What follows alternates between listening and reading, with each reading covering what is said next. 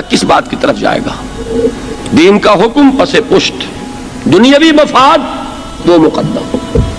تو معلوم ہو گیا کہ ہمارا یہ دعویٰ جو ہے اللہ پر ایمان کا اور آخرت کے یقین کا جھوٹا دعویٰ ہے۔ کیوں اللہ کی طرف سے یہ چیزیں آتی ہیں؟ دیکھو کوئی مصیبت تم پر نہیں آ سکتی، نہیں آتی مگر اللہ کے اذن سے۔